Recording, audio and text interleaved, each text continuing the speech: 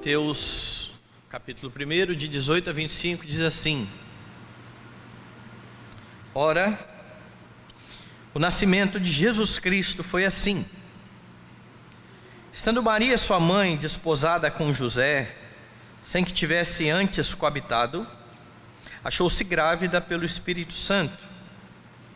Mas José, seu esposo, sendo justo e não a querendo infamar, resolveu deixá-la secretamente.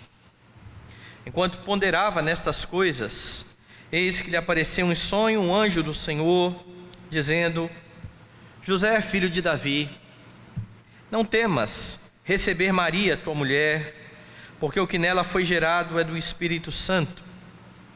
Ela dará à luz um filho, e lhe porás o nome de Jesus, porque ele salvará o seu povo dos pecados deles. Ora, tudo isto aconteceu para que se cumprisse o que fora dito pelo Senhor por intermédio do profeta: Eis que a virgem conceberá e dará à luz um filho, e ele será chamado pelo nome de Emanuel, que quer dizer Deus conosco. Despertado José do sono, fez como lhe ordenara o anjo do Senhor e recebeu sua mulher. Contudo não a conheceu, enquanto ela não deu à luz um filho, a quem pôs o nome de Jesus. Vamos orar.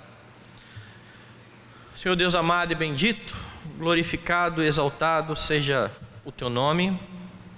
Nós agradecemos, Senhor, o privilégio de nos reunir em tua presença e de poder prestar culto ao teu nome. Agradecemos porque cremos que o Senhor aceita a nossa adoração pelos méritos de Jesus, e cremos que o Senhor se agrada em falar conosco por meio da tua palavra, que neste momento foi aberta e que será pregada. Que o Senhor nos instrua, que teu Espírito ilumine o nosso entendimento, para que compreendamos a Escritura e coloquemos em prática para a tua glória e louvor. Em nome de Jesus oramos e agradecemos. Amém.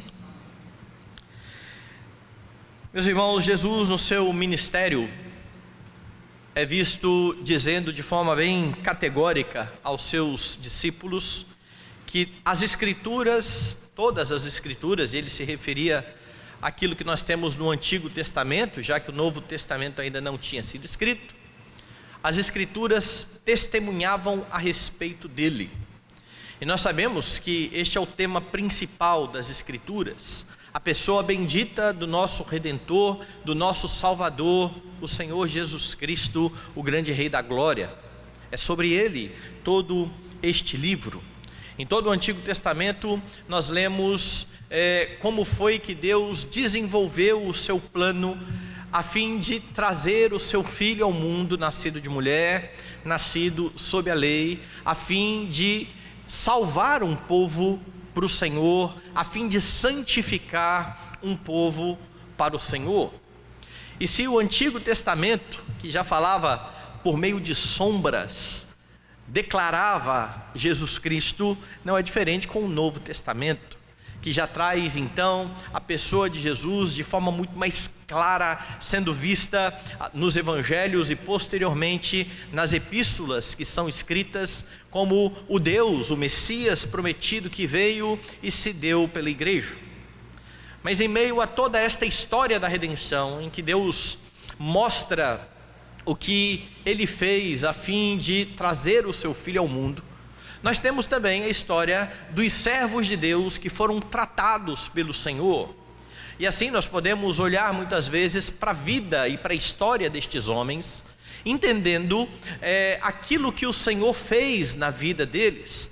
É por isso que você abre a epístola aos Hebreus, e Hebreus então nos traz um capítulo inteiro que nós denominamos de a galeria da fé, mostrando o que o Evangelho, o que a crença em Deus produziu na vida daqueles homens. Então, se você, por exemplo, abrir lá em Hebreus, dê uma olhada lá no capítulo 11, você tem a declaração inicial: a fé é a certeza das coisas que se esperam, a convicção de fatos que se não veem. Pela fé os antigos obtiveram bom testemunho. Pela fé, entendemos que foi o universo formado pela palavra de Deus, de maneira que o visível veio a existir das coisas que não aparecem. E depois então dessa declaração inicial, o autor aos Hebreus começa a dar exemplos de homens que creram e o que isso produziu em suas vidas. Então você tem logo o anúncio primeiro a respeito de Abel. Pela fé, Abel ofereceu a Deus mais excelente sacrifício do que Caim, pelo qual obteve testemunho de ser justo, tendo a aprovação de Deus quanto às suas ofertas. Então ele vai mencionar a história de Abraão, o que Abraão fez pela fé, o que Moisés fez pela fé, e tudo aquilo que estes homens fizeram pela fé. Mas algo precisa chamar a sua atenção logo neste personagem inicial, que é mencionado aqui, a pessoa de Abel. E eu vou ler de novo. Pela fé, Abel ofereceu a Deus mais excelente sacrifício do que Caim, pelo qual obteve o testemunho de ser justo. E você vai ter alguns outros personagens sendo nominados dessa maneira. Lembre-se, por exemplo, de Jó, um homem íntegro, justo e que se desviava do mal. Nós sabemos que a Escritura diz que depois da queda de Adão, todos os homens se encontram no mesmo estado, no estado de pecado e de miséria. Paulo fala isso no Novo Testamento, citando o Antigo, afirmando: todos pecaram, estão destituídos da glória de Deus. Paulo diz também: não há um justo, nenhum sequer. Não há quem entenda, não há quem busque a Deus. Como é que você consegue então fazer com que estes textos se harmonizem? É verdade, não há um justo nenhum sequer, ou é verdade que este homem aqui mencionado, Abel, obteve o testemunho de ser justo? E é verdade que Jó obteve o testemunho de ser justo? É porque cremos que a justiça não era inerente a estes homens. Estes homens que são anunciados como justos, foram na verdade justificados pela fé. Creram no Messias que viria, e esta fé não era uma fé morta, mas uma fé que se desdobrava em obras de justiça que decorre da fé no Redentor. É assim que você precisa olhar para a vida desses homens. E então, quando você chega no Novo Testamento, você tem aqui em Mateus a descrição da linhagem deste que vai tornar o seu povo justo. Mateus está escrevendo a judeus e ele faz questão de colocar toda a linhagem do rei que está nascendo. É por isso que ele inicia aqui dizendo: o livro da genealogia de Jesus Cristo, filho de Davi, filho de Abraão. Ele coloca Jesus, liga Jesus, a pessoa do pai da fé, aquele que foi justificado por meio da sua fé. Paulo vai dizer isso em Romanos. Vocês pensam que Abraão foi justificado pelas obras? Não, está escrito: Abraão creu em Deus e isso lhe foi imputado para a justiça. E então, na genealogia de Jesus, ele começa apontando exatamente para o patriarca, aquele que creu na promessa. E depois ele liga a pessoa de Jesus ao próprio rei Davi, filho de Davi, filho de Abraão. Davi, ninguém menos do que o rei que foi chamado de um homem segundo o coração de Deus. E você não pode então duvidar da justiça de Davi, depois de uma declaração como essa. Mateus continua descrevendo a linhagem do Messias, e ele termina no versículo 16, dizendo assim: e Jacó gerou a José, marido de Maria, da qual nasceu Jesus, que se chama o Cristo, ou que se chama o Messias, aquele que estava sendo ansiado pelo povo. De sorte que todas as gerações, desde Abraão até Davi, são 14, desde Davi até o exílio da Babilônia, 14, desde o exílio da Babilônia até Cristo, 14. E então, vem o texto que nós lemos nessa noite. Ora, E o nascimento de Jesus foi assim, foi desta maneira. E nestes versos que nós lemos nessa noite, Mateus menciona como foi ou como foram aqueles dias em que Maria foi visitada pelo anjo que anunciou a sua gravidez. Menciona a reação então de José em meio a tudo isso. E o texto vai dizer que estando Maria, veja aí no verso 18, sua mãe, desposada com José, sem que tivesse antes coabitado, achou-se grávida pelo Espírito Santo. Mateus anuncia que esta moça que estava prometida para José, e você precisa lembrar que naquele tempo o casamento tinha um molde diferente do nosso. Eles já estavam morando no mesmo local, eles ainda não haviam coabitado. E é por isso que ele está frisando isso. Estando Maria desposada com José, ela vai ser de fato a sua esposa, mas ainda não coabitaram. Apareceu então esta mulher grávida pelo Espírito Santo. Quando você olha para o versículo seguinte, você tem Mateus falando um pouco a respeito do caráter de José, o seu marido. Mas José, seu esposo, sendo justo e não a querendo infamar, resolveu deixá-la secretamente. Mateus aponta então para o caráter de José. José sendo justo, e é interessante que o versículo começa com uma expressão que vai mostrar o contraste com aquilo que está sendo dito. Olha, Maria se achou grávida sem que tivesse deitado com José, mas mesmo assim, José sendo justo, não a querendo infamar, resolveu deixá-la secretamente. Como um bom judeu, José conhecia o que estabelecia a lei em Deuteronômio, capítulo 22, para estes casos, onde uma mulher desposada aparecia grávida e poderia muitas vezes ser acusada exatamente de ter adulterado.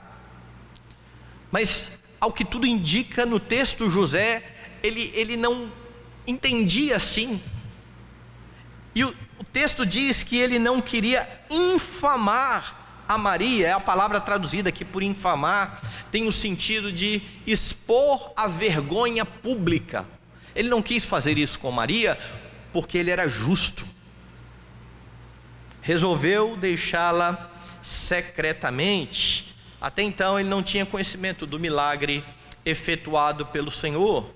Ele não sabia que ela havia sido que ela estava grávida e que aquela criança havia sido gerada pelo Espírito do Senhor, e ainda assim ele está agindo com misericórdia para com aquela mulher que ele havia desposado.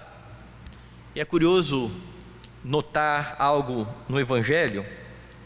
Hoje o sermão será biográfico, será sobre a vida de José. Quando você olha para os Evangelhos, você tem muitas menções a Maria, e muito se fala a respeito de Maria, pouco se fala a respeito de José, e não há sequer uma palavra de José nas Escrituras. José nunca falou nada na Escritura. Não, ele não era mudo. O texto simplesmente não relata aquilo que José expressou, aquilo que José falou, mas apesar de não falar, as suas ações revelam uma fé comprometida. E é por isso que ele está sendo mencionado aqui como um homem justo. Este José que aqui está, foi justificado pela fé, e a sua fé era uma fé viva, era uma fé que frutificava. E além de ter agido com misericórdia, ele vai mencionar algumas outras atitudes deste homem. Nós veremos então, nessa noite, as atitudes de um homem justificado. Porque aquilo que José fez, a forma como ele se portou, precisa estar na nossa vida, precisa ser uma realidade na vida de nós que também fomos justificados pela graça mediante a fé. O que nós temos então da vida de José? Você tem aqui um homem atento à voz do Senhor. Com isso você aprende que, como alguém justificado pela fé, você precisa também estar atento à voz do Senhor. Na narrativa bíblica, e nós vamos ver alguns textos, José está o tempo todo ouvindo o Senhor. O Senhor fala a ele por meio de um anjo. Sempre que o Senhor está falando, José está dando atenção àquilo que o Senhor tem a dizer para ele. E por ocasião da gravidez de Maria, o anjo fala que ele não precisava temer receber Maria como mulher. Dê uma olhada, estamos aí ainda no texto de Mateus capítulo 1. No versículo de número 20 você tem assim: enquanto ponderava nestas coisas, estava pensativo a respeito de tudo isto, eis que lhe apareceu em sonho um anjo do Senhor, dizendo: José, filho de Davi, não temas receber Maria, tua mulher, porque o que nela foi gerado é do Espírito Santo.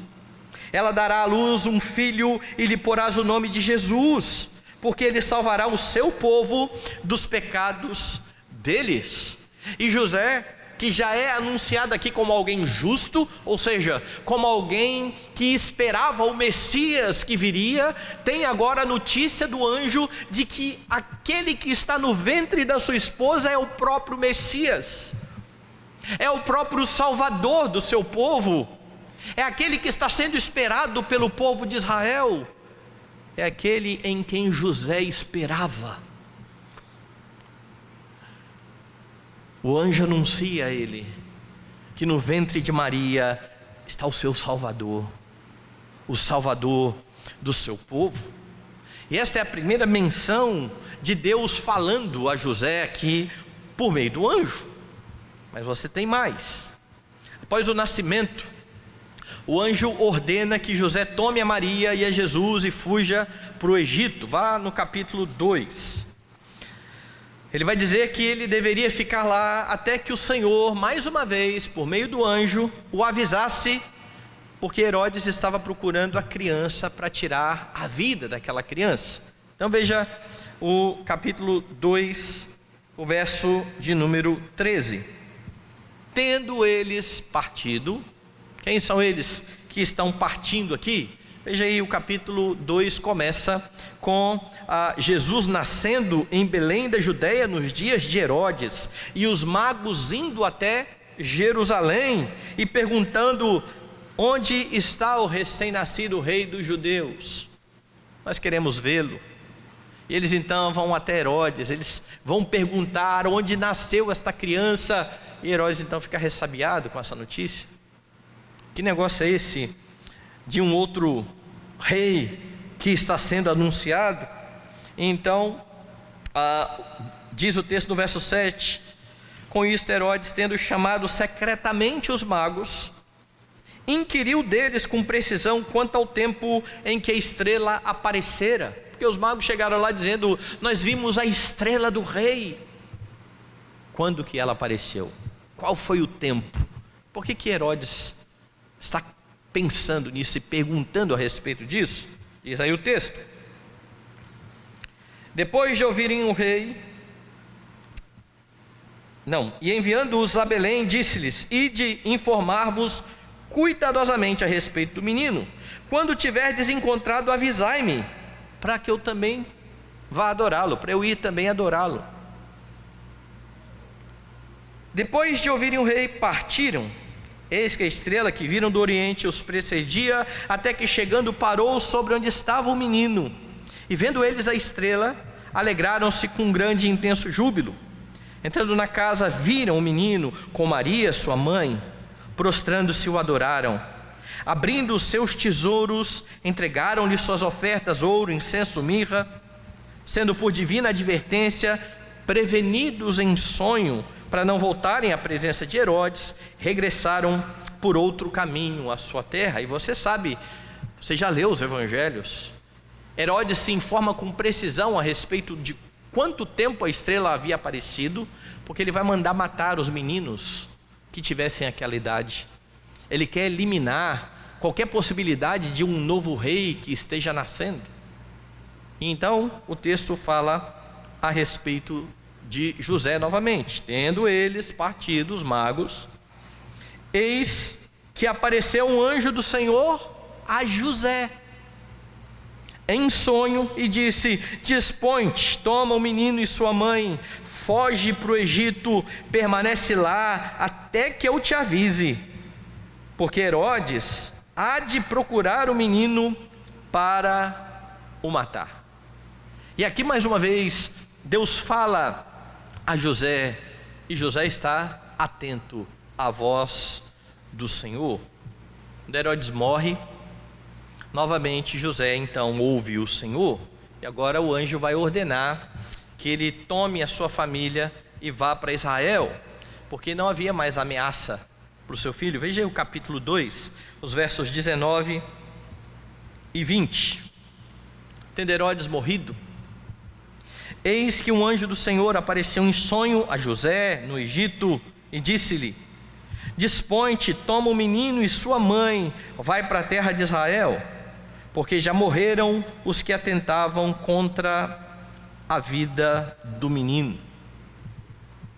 O tempo todo o anjo está falando a José, e José está atento àquilo que Deus tem a dizer para ele. E essa mesma atitude precisa ser a atitude de todos aqueles que um dia creram em Jesus Cristo, que um dia se renderam ao Salvador. É preciso que você esteja bem atento à voz do Senhor, que hoje não fala a você por meio de anjos. Não espere que um anjo fale com você da mesma forma que falou com José. Hoje nós temos as Escrituras, a suficiente Escritura, a suficiente Palavra de Deus, onde Deus fala ao seu povo aquilo que o seu povo precisa saber.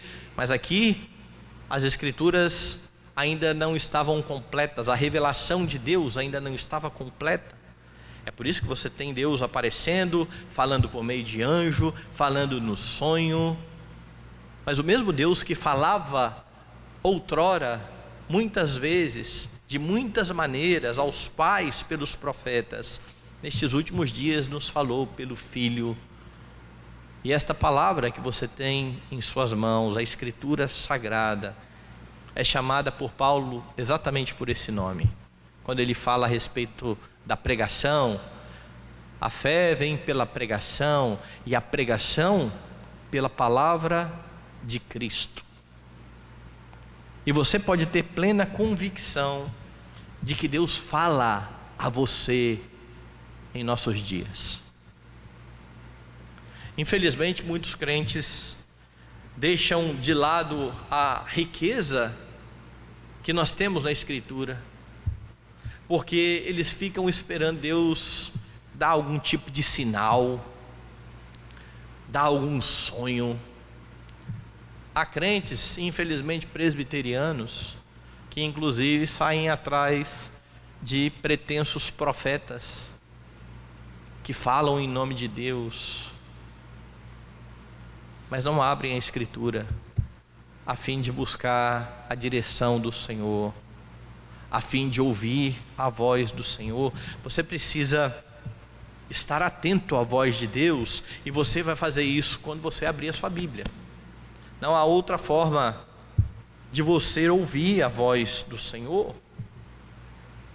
Quanto tempo você gasta com este livro, em que cremos ser a voz de Deus falando ao seu povo? Quanto tempo você tem dedicado a conhecer a palavra do Senhor? Deus fala ao seu povo, e Deus fala aquilo dentro das suas circunstâncias. Veja que Deus está instruindo José a respeito de momentos muito importantes na sua vida. José está diante de um dilema. A sua esposa está grávida. Ele é justo, ele é misericordioso, ele não quer infamá-la. E a palavra de Deus o orienta sobre o que ele precisa fazer. A sua família está correndo perigo. A palavra de Deus orienta a respeito do que ele deve fazer. E quando você abre a Escritura, você encontra direção para a forma como você vai lidar com os seus filhos, para a forma como você deve se portar como esposa, como marido, para a forma como você deve lidar nas suas relações profissionais. Quando você abre as Escrituras, você aprende do Senhor sobre a forma como você lida com todos os dilemas da vida, não estando ansioso com coisa alguma, mas confiando no Deus que caminha com você e que fala a você por meio da palavra. É por isso que você precisa estar bem atento à voz do Senhor. E você tem isso neste homem justo. José é um homem atento à voz do Senhor, mas você tem mais. Ele não está só atento, ele não só conhece aquilo que Deus tem para ele e a direção que Deus dá para ele, mas ele é também um servo obediente. Porque de nada valeria ele ouvir a voz de Deus e fazer o contrário. E nós temos isso várias vezes nas Escrituras.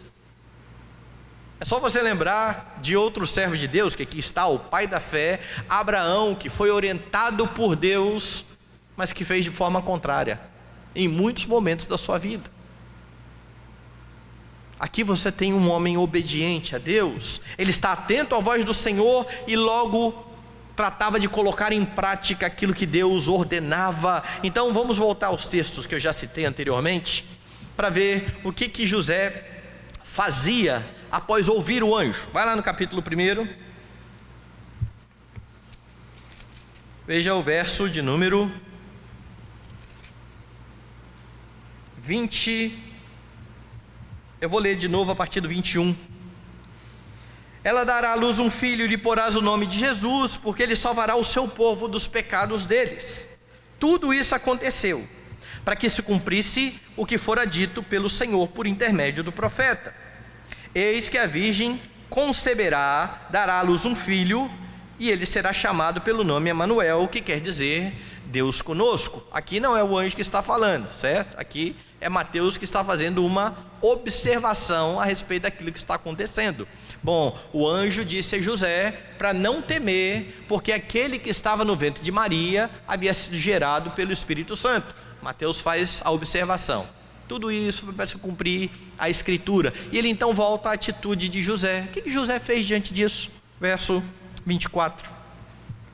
Despertado José do sono, fez como lhe ordenara o anjo do Senhor, e recebeu sua mulher. Contudo não a conheceu, enquanto ela não deu à luz um filho, a quem pôs o nome de Jesus.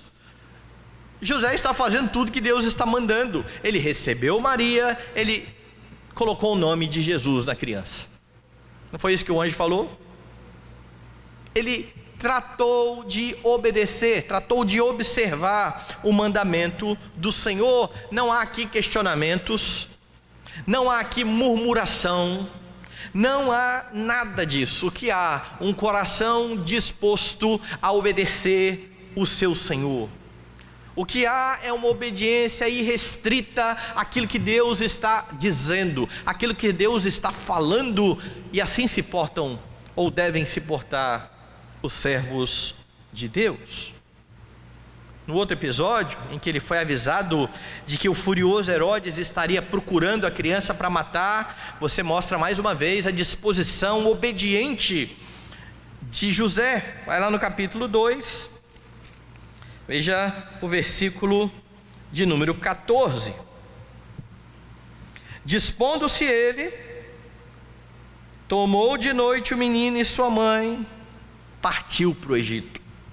Lá ficou até a morte de Herodes, para que se cumprisse o que fora dito pelo Senhor, por intermédio do profeta: do Egito chamarei o meu filho. Mais uma vez, veja, nós já tínhamos visto que Deus falou a ele. O que ele fez? Ele foi. Ele agiu. O tempo todo ele está sendo direcionado e ele faz exatamente o que Deus lhe ordena. Na ocasião em que o anjo mais uma vez aparece e agora avisa: olha, Herodes morreu, não há mais perigo, pode voltar. Diz assim o texto, capítulo 2, verso de número 19. Tendo Herodes morrido, eis que um anjo do Senhor apareceu em sonho em José no Egito e disse-lhe: dispõe-te, toma o menino sua mãe, vai para a terra de Israel, porque já morreram os que atentavam contra a vida do menino. Dispôs-se ele, tomou o menino e sua mãe e regressou para a terra do Egito. Veja aqui nos 3 relatos, nos 3 textos, a mesma coisa e o mesmo padrão. O anjo fala, José obedece. O anjo fala, José obedece. Mais uma vez, não há questionamento. De novo, Senhor. Mais uma vez. Poxa, agora que eu estava me acostumando com esse local aqui, agora que a gente estava fazendo novas amizades, mais uma vez eu vou ter que mudar? Não, não tem isso. O anjo manda. Ele vai. De novo, um servo que obedece à voz do seu Senhor. E como nós necessitamos, irmãos, aprender esse tipo de obediência, que é evidência da fé. Hoje de manhã falávamos a respeito disso. Quem disse isso foi Jesus, aquele que tem os meus mandamentos e os guarda. Bom, ter os mandamentos significa estar atento à voz de Deus. Eu conheço os mandamentos, mas não basta conhecer, é preciso também guardar. Como eu disse pela manhã, quem conhece a lei e não guarda, está caminhando em vão, em desobediência, e muitas vezes vai ter uma vida de hipocrisia.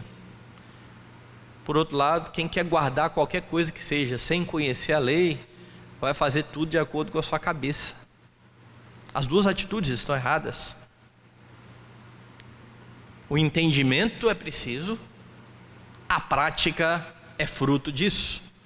Do mesmo jeito que não existe prática sem entendimento correto da Escritura, um entendimento que não leva à prática traz sobre a sua vida condenação. A quem muito é dado, muito vai ser cobrado. E se você tem o privilégio de ter as Escrituras, de estar em um país onde nós podemos livremente ter esse livro, você pode carregar o livro para lá e para cá, ninguém está nem aí se você tem uma Bíblia ou não. Um tempo em que a Bíblia é tão baratinha, tem barato e tem cara, né? Que você tem um monte em casa. Tem gente que tá agora comprando Bíblia para combinar com a roupa. E às vezes a Bíblia só está servindo para isso. É mais um acessório, mas não está sendo guardada no coração, a fim de não pecarmos contra o Senhor. É preciso conhecer a Escritura, é preciso praticá-la. Em muitas circunstâncias pelas quais os crentes passam, eles até sabem o que fazer, eles só não estão dispostos, porque eu sei o que eu devo fazer, e em grande parte das vezes, o que eu preciso fazer passa por rejeitar a minha vontade, aquilo que eu gostaria de fazer, aquilo que os desejos do meu coração tanto pedem, e eu preciso rejeitá-los, eu preciso mortificar a vontade da carne. Então eu olho para o mandamento, e ao invés de mortificar a vontade da carne no poder do Espírito de Deus, eu faço de forma diferente, eu tomo o meu próprio caminho. É por isso que eu aprendo do Senhor e busco nele força para cumprir a lei. É por isso que Ele liberta você do pecado, faz com que você tenha entendimento da lei, para que você coloque em prática, mostrando que ama o Senhor mais do que você ama você mesmo, mais do que você ama os seus próprios desejos, os seus próprios deleites, os seus próprios prazeres, os seus próprios planos. Muitos de nós, no lugar de José, estariam questionando muito a Deus. Ah, Deus, eu não aguento mais isso, mais uma vez, de novo. Será que o Senhor não pode me deixar no mesmo lugar, não? Me deixa sossegadinho aqui. Por que eu tenho que estar o tempo todo de um emprego para o outro? Porque o tempo todo eu preciso estar passando por algum tipo de dificuldade, ao invés de lembrar que mesmo em meio às dificuldades, aquele que se revela como bom pastor está comigo, caminhando comigo, e continuará assim, porque essa é a promessa dele. Eu estou convosco até a consumação dos séculos. É por isso que eu preciso colocar em prática o que o Senhor ordena. É por isso que Jesus, depois de instruir lá no Sermão do Monte, termina dizendo: todo aquele que ouve a minha palavra e não pratica é como um homem insensato, mas aquele que ouve as minhas palavras e as pratica é como um homem prudente, um homem que edifica a sua casa sobre a rocha. O irmão de Jesus, Tiago,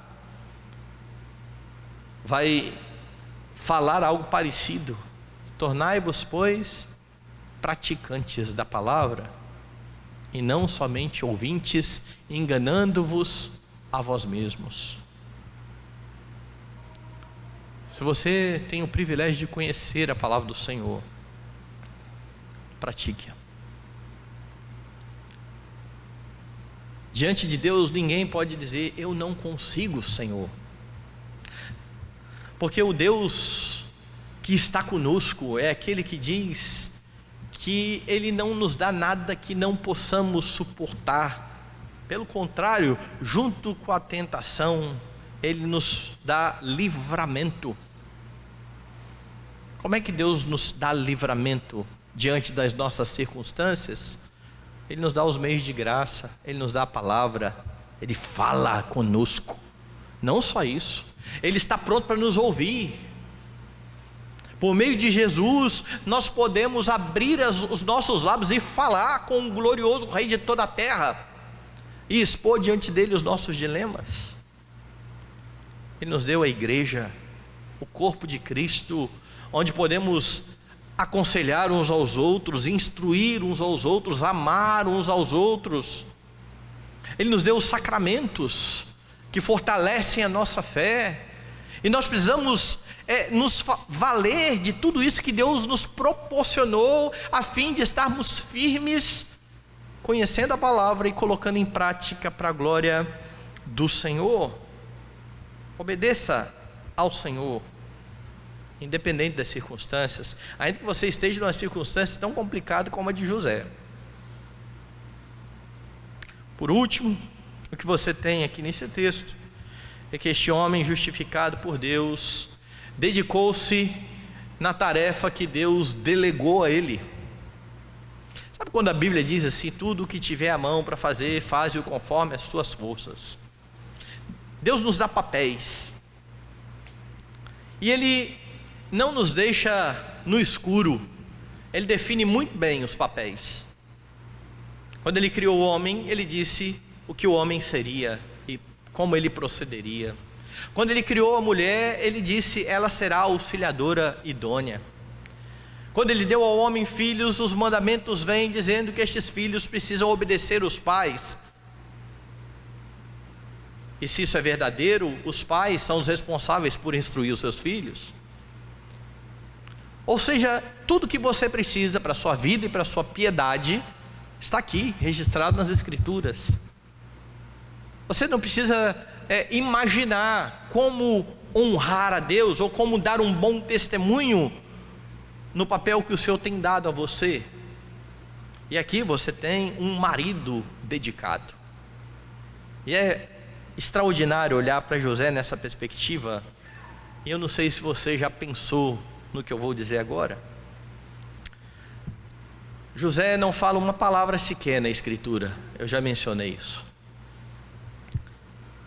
Maria é a mãe de Cristo, é aquela que tem em seu ventre o Salvador do povo, é aquela que lá no cântico é dita que será considerada uma bem-aventurada, a ponto da igreja romana exaltá-la sobremaneira, coisa que ela nunca fez, porque ela mesma se chama de escrava e se vê como pecadora ao declarar que Jesus é o seu Salvador. Mas Maria, que tem toda essa proeminência no relato bíblico, não é ela que decide sobre a sua família. Todas as direções que a família tem de tomar são dadas a José como cabeça do lar. Vá para lá, vá para cá, proteja a sua família para lá. Não é com Maria que o anjo fala, dizendo: olha, sugira ao seu marido, fale para o seu marido. Não, é diretamente a José. E não há aqui nenhum machismo da parte de Deus, só a coerência naquilo que Deus exige nos papéis.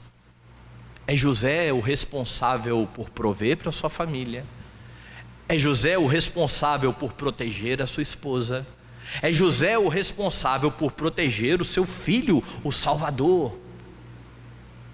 É por isso que é a ele que o anjo se dirige todas as vezes. E em sua obediência a Deus, José demonstra cuidado para com a sua família, para com o seu lar. Ele já havia se mostrado alguém misericordioso quando ele queria deixar secretamente a Maria, mas agora, convicto de que ali está a mãe do Senhor, e de que aquele que está gerado no ventre da sua esposa é do Espírito Santo, ele está obediente àquilo que Deus tem para a sua família, e ele então protege a sua casa. Você tem aqui um exemplo claro daquilo que Paulo vai ordenar mais à frente na história, quando ele escreve aos Efésios falando do papel do marido. Veja, por exemplo, Efésios capítulo de número 5.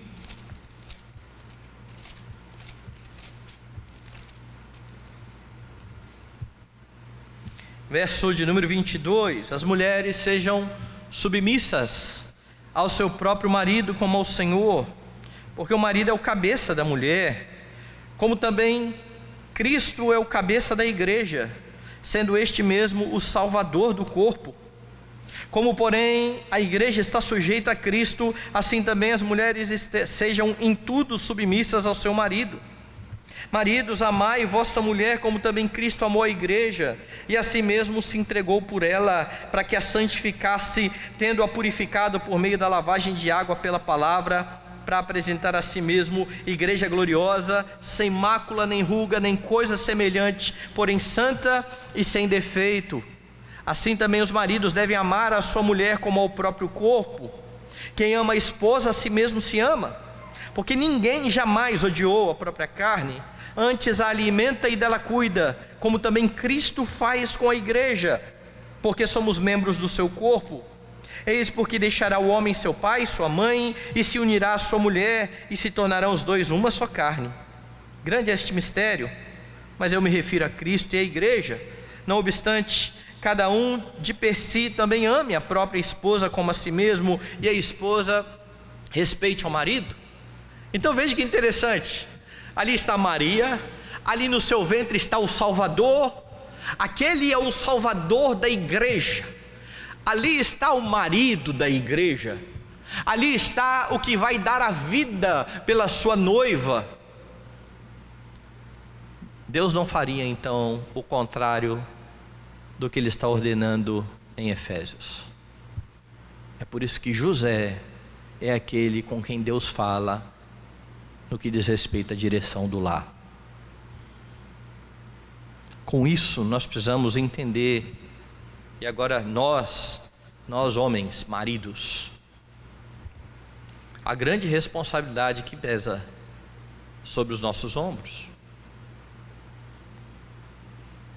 Porque a figura de José como este marido justificado e que se porta exatamente da forma como Paulo ordena, porque ele imita o seu Senhor, ele imita o seu Redentor, deve mostrar para nós que precisamos agir da mesma forma. É você o responsável pelas decisões do seu lar. E com isso eu não estou dizendo que você não ouve conselhos, não pergunta à esposa o que ela acha, não é isso. Eu estou dizendo só que quando você decidir, é você o responsável pela decisão. E ainda que você escute a voz da sua esposa, se por um acaso der errado, a responsabilidade é sua. Do mesmo jeito que o camarada pega o volante, e quase não acontece isso, né? Você está lá no volante, e às vezes quem está no carro fala assim, vira à direita, e você vira e fala, não era aqui não, sua culpa. Não, a culpa é de quem está com o volante. Quem está com o volante decide se ele vai ou não dar ouvido.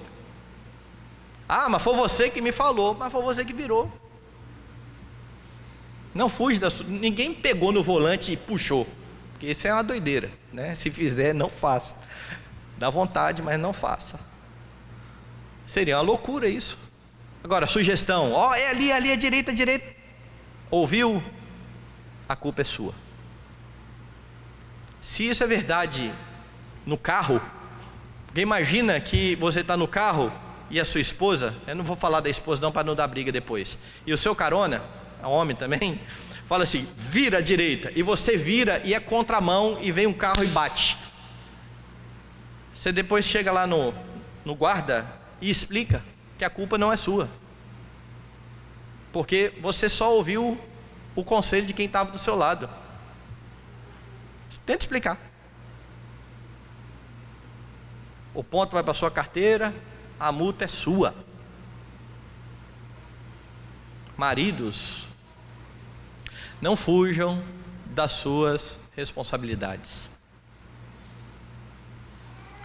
Como líderes do lar, como provedores, como aqueles que direcionam a família na adoração, como aqueles que são os responsáveis primeiro por fazer assim, bora, dia do Senhor, todo mundo de pé. Me cheguei atrasado, porque sabe, né, pastor, difícil. Eu sei, todo mundo sabe que é difícil. Mas às vezes o último é o marido para ficar pronto. São os maridos os responsáveis por conduzir o lar, por conduzir os filhos. Mas pastor, eu não tenho marido. O exemplo de Cristo continua servindo para você. As irmãs que não têm marido, elas precisam dar ouvidos à voz do Senhor e vão tomar as suas decisões. E precisam tomar essas decisões de forma bíblica, pautadas na Escritura. Porque naquilo que Deus nos chamou para fazer, nós precisamos nos dedicar. É por isso que o exemplo de José, ele serve para os maridos, ele serve para as esposas, ele serve para os filhos, ele serve para os empregados, ele serve para os patrões, porque cada um de nós, nas determinadas funções que fomos colocados pelo Senhor, teremos de tomar decisões e precisam ser decisões piedosas, que honram, que glorificam o Senhor. Nós precisamos fazer tudo que vem à mão, conforme toda a nossa força. Você tem um homem aqui então justificado, que está atento à voz do Senhor, que prontamente coloca em prática aquilo que ele ouve, que se dedica para fazer com zelo e para cumprir o seu chamado com zelo. Então, diferente do que muitos pensam, José não é um mero coadjuvante na história aqui do nascimento de Cristo. Apesar dele não falar, como eu disse, se você percebe nas suas ações a piedade, a obediência, o cuidado com a família, expresso por José, que faz exatamente o que Paulo ordena aos maridos em Efésios. Ele ama a sua esposa como Cristo amou a igreja. É por isso que o modelo não é José. É por isso que o modelo é aquele que está no ventre de Maria. É aquele que foi protegido por José nos dias do seu nascimento. É aquele que foi instruído por José na sua infância e que se tornou um homem, um mestre, e que cumpriu toda a lei e que se deu por você. Afinal de contas, o que José ouviu foi exatamente isso: não tema receber Maria, sua mulher, porque o que nela está gerado é do Espírito Santo. Ela dará à luz um filho e lhe porás o nome de Jesus. Ele é o Salvador. Ele salvará o seu povo dos pecados deles.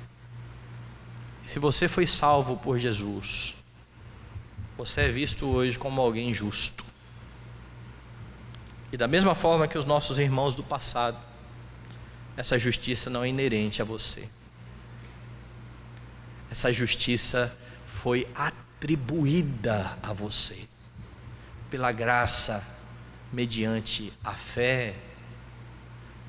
Não é nunca pelas suas obras, para que você não se glorie, mas para que você efetue tudo isso a fim de honrar e de glorificar o Deus que enviou o seu Filho, nascido de mulher, nascido sob a lei, e que deu a este filho um pai que protegia a sua família, que honrava o seu Senhor por crer no Salvador que estava no ventre da sua esposa. Justificado pela fé em Cristo, que você caminhe em integridade, na força e no poder do Espírito Santo, para a glória de Deus. Quando você falhar, lembre-se que este Salvador perdoa pecados. Confesse e deixe. Busque a sua orientação. Quando você não quiser dar ouvidos à sua voz, clame a Ele que mude o seu coração. É Ele quem opera em você o querer e o realizar conforme a sua boa vontade. Em Cristo você tem um Salvador terno, que cuida da sua vida, que edifica a sua vida, que santifica você e que promete entregar a cada um de vocês, juntamente com toda a igreja, com todos nós os santos, sem mácula e nem ruga no dia final, para a glória de Deus Pai.